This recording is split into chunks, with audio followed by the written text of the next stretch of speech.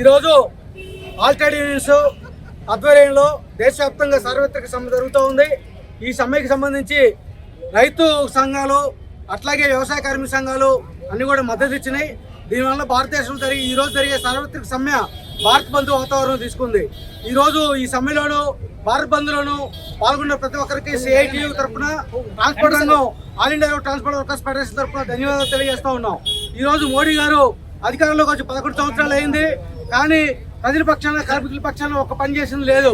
ఈరోజు మోటార్ వాహన రంగంలో ట్రాన్స్పోర్ట్ రంగానికి సంబంధించి వర్తించే చట్టం మోటార్ వాహన చట్టం 2019ని సవరించి దాంట్లో అగ్రిగేటర్స్కి అవకాశం ఇచ్చాడు.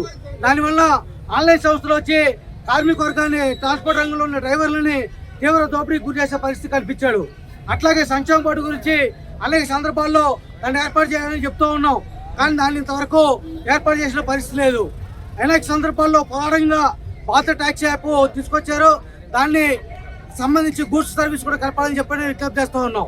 ప్రధానంగా ఈరోజు ప్రధాన డిమాండ్ 4 లేబర్ కోడ్స్ ఏవైతే ఉన్నాయో మోడీ 29 చట్టాలు రోజువారీ కార్మికులకు ఉపయోగపడే చట్టాలను రద్దు చేసి తీసుకొచ్చిన 4 లేబర్ కోడ్స్ని తక్షణమే రద్దు చేయాలని చెప్పని డిమాండ్ చేస్తూ ఉన్నాం. అట్లాగే ఆన్లైన్ సంస్థలకు సంబంధించింది ఇప్పుడు చట్టపరిధిలోకి తీసుకొచ్చే పద్ధతుల్లో ప్రభుత్వం ప్రయత్నం చేయాలి, ఆ రకమైన చర్యలు తీసుకోవాలని చెప్పని డిమాండ్ చేస్తూ ఉన్నాం. ఈ డిమాండ్స్ మీద ఈరోజు సిఐటి ఆధ్వర్యంలో జరిగినటువంటి అట్లాగే ఆల్ ట్రేడ్ యూనియన్స్ ఆధ్వర్యంలో జేఏసీ ఆధ్వర్యంలో జరిగినటువంటి ఈ సమ్మెని జయప్రదం చేసినందుకు అందరికీ ధన్యవాదాలు తెలియజేస్తూ ఉన్నాం. ఈరోజు మోడీ ఎప్పటికైనా బుద్ధి తెచ్చుకొని ఈ కార్మిక చట్టాలను వెనక్కి తీసుకోవాలి, ప్రజా సంక్షేమం కార్మిక సంక్షేమ చర్యలు చేపట్టాలని చెప్పని డిమాండ్ చేస్తూ ఉన్నాం. జై డ్రైవర్ అన్నా,